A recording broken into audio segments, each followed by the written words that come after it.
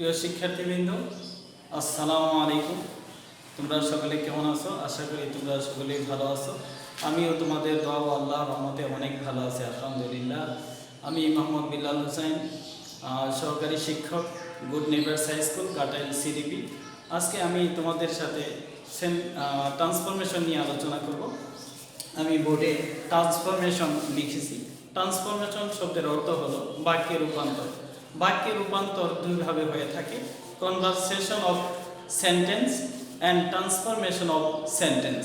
Conversation of sentence যে বাক্যের রূপের পরিবর্তনের সাথে সাথে অর্থের পরিবর্তন হয়ে থাকে তাকে বলা হয় ট্রান্সফরমেশন অফ সেন্টেন্স, এবং রূপের পরিবর্তনের সাথে সাথে যে বাক্যের অর্থের পরিবর্তন হয় না, অর্থটা ঠিক থাকে, তাকে বলা হয় transformation of sentence. Changing sentence, voice, narration, simple, complex, compound এবং ডিগ্রি সবই ট্রান্সফরমেশনের অন্তর্ভুক্ত। আমি আজকে তোমাদের সাথে চেঞ্জিং সেন্টেন্স নিয়ে আলোচনা করব।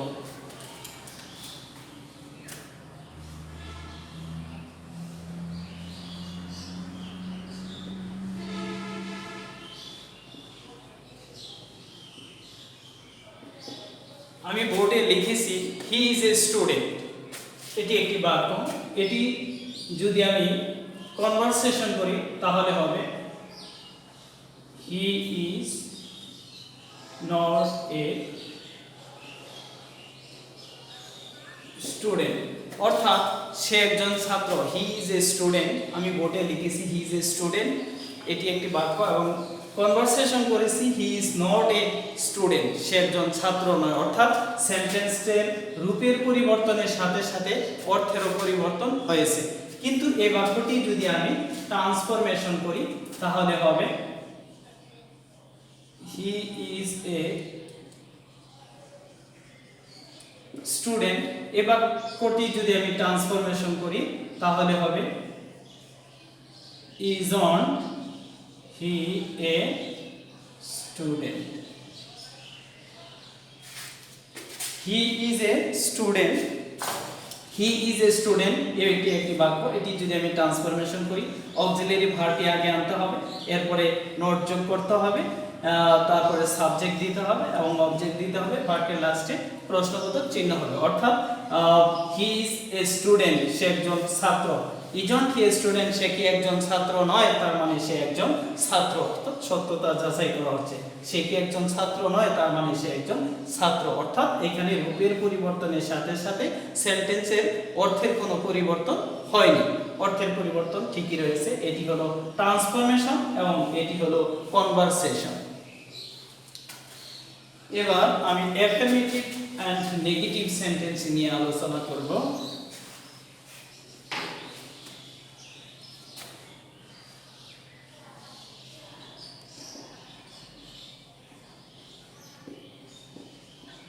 Affirmative to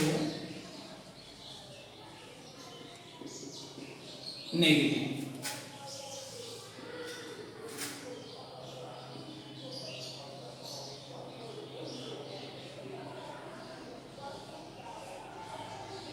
Affirmative sentence only, oblique, alone থাকলে নেগেটিভ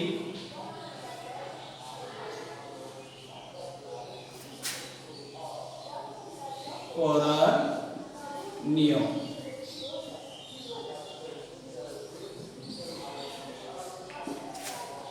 আমি বোর্ডে লিখেছি অ্যাফার্মেটিভ সেন্টেন্সকে নেগেটিভ করার নিয়ম।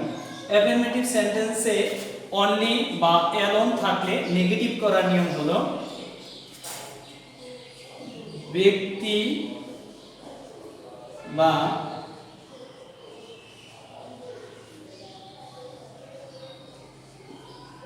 সৃষ্টিকর্তাকে বোঝালে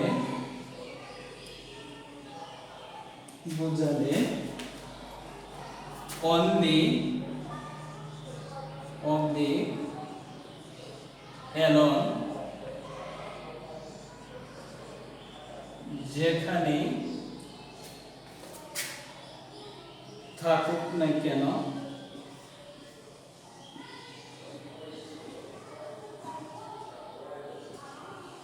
নান বাট বাক্যের শুরুতে বসবে,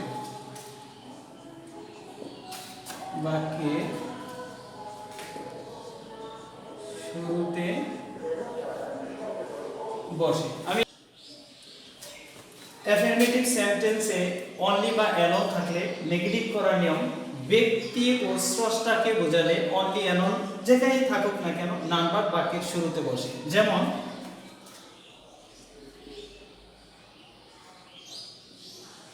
only Allah can help us। আমি এখানে একটি বাক্য লিখেছি only Allah can help us, এখানে only বাক্যের শুরুতে আছে, তো বাক্যের শুরুতেই থাক আর বাক্যের মাঝখানেই থাক, only এর পরিবর্তে নান বাট হবে, none but Allah can help us, Allah can help us। আমি এখানে লিখেছি only এর পরিবর্তে নান বাট বাক্যের শুরুতে বসে।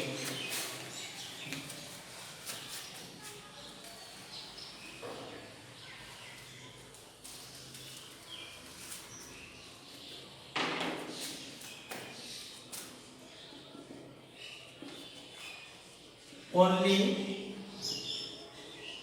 বাক্যে থাকলে এবং বস্তুকে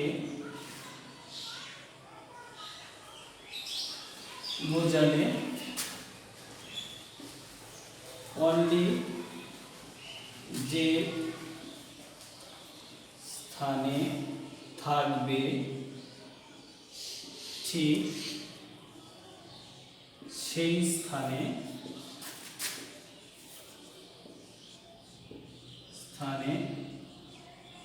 only এর পরিবর্তে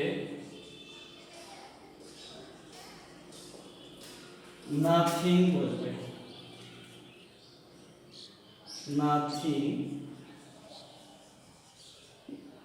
but বসে। যেমন he has only toys,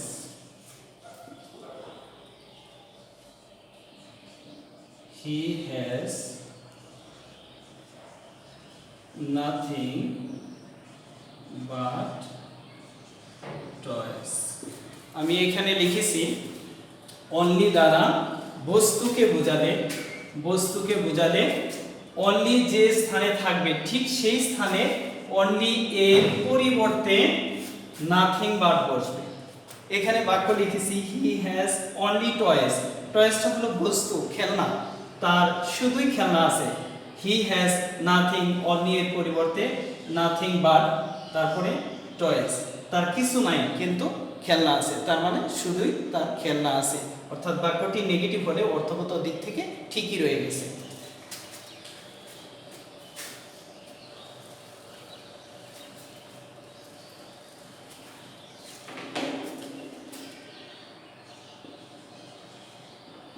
only দ্বারা বয়স ও সংখ্যা বোঝালে not more than oblique not less than বসে। যেমন she is only 2, এখানে আমি লিখেছি only দ্বারা বয়স ও সংখ্যা বোঝালে not more than বা not less than বসে। she is only 2, সে মাত্র 2, তার মানে তার বয়স 2 বছর। এখানে only এর পরিবর্তে not more than বা not less than বসানো যেতে পারে। যেমন she is not more than 2। এখানে আমি লিখেছি she is only 2, তার বয়স মাত্র 2 বছর।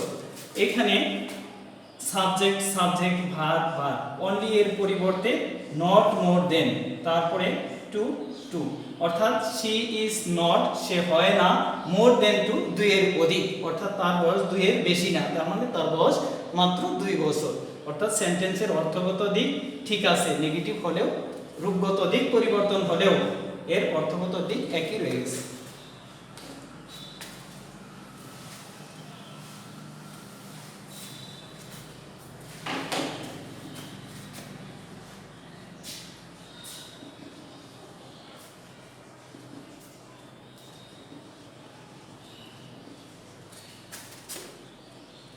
অ্যাফার্মেটিভ বাক্যে মাস্ট থাকলে মাস্ট এর পরিবর্তে ক্যান নট বাট হয়, ক্যান নট বাট হয়, অথবা ক্যান নট হেল্প হয়, হেল্প হয় plus verb one plus ING, অর্থাৎ can not but help. Must affirmative বাক্যে মাস্ট থাকলে মাস্টের পরিবর্তে ক্যান নট বাট হয়। এখন ক্যান নট বাট না দিয়া ক্যান নট হেল্পও আমি দিতে পারি, কিন্তু ক্যান নট হেল্প দিলে পরবর্তী ভার্বের সাথে কি করা লাগবে, আইএনজি যোগ করা লাগবে। যেমন you must obey your teachers, your teachers। এখানে আমি লিখেছি you must obey your teachers, এখানে মাস্ট রয়ে গেছে অ্যাফার্মেটিভ সেন্টেন্সে। আমি যদি লিখি তাহলে হবে you can not but obey your teachers, your teachers। এটি অন্যভাবেও করা যায়, you cannot help, আমি যদি মাস্টের পরিবর্তে যদি আমি ক্যান নট হেল্প বসাই, পরবর্তী যে অবি ভার্বটা রয়েছে এই ভার্বের সাথে আইএনজি যোগ হবে, obey, O B Y ING, obey your teachers, your teachers.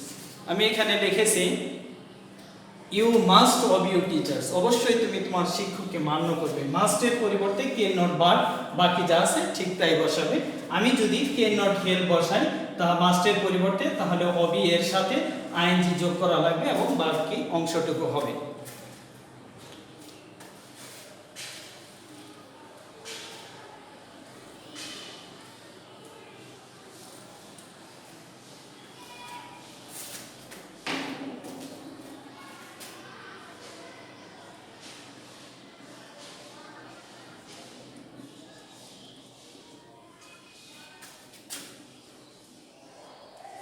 Affirmative বাক্যে লেস ডট ডট দেন থাকলে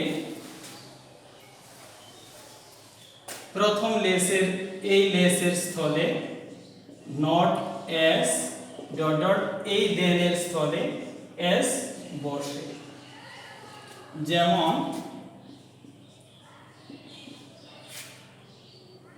he is less strong than his brother, than his brother। এখানে প্রথমে আছে এস, তারপরে আছে দেন। আমি এই দেনের স্থলে এস এবং এই লেসের স্থলে নট এস দেব, বাকি সেন্টেন্স যা আছে ঠিক তাই থাকবে। যেমন সাবজেক্ট হি, এরপরে ভার্ব ইজ, এরপরে লেস এর পরিবর্তে নট এস বসবে। নট অ্যাজ, তারপরে পরবর্তী শব্দ strong,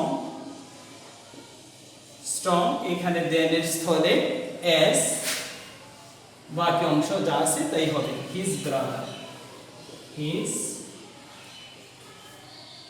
brother, he is less strong than his brother, সে তার ভাইয়ের চাইতে কম শক্তিশালী।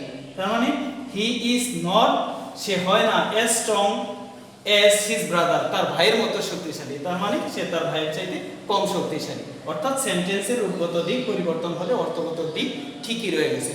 আবার পরবর্তী ক্লাসে আমি তোমাদের সাথে হাজির হব এবং অন্য বিষয় নিয়ে বা ট্রান্সফরমেশনের আদার্স বিষয় নিয়ে আমি তোমাদের সাথে আলোচনা করব।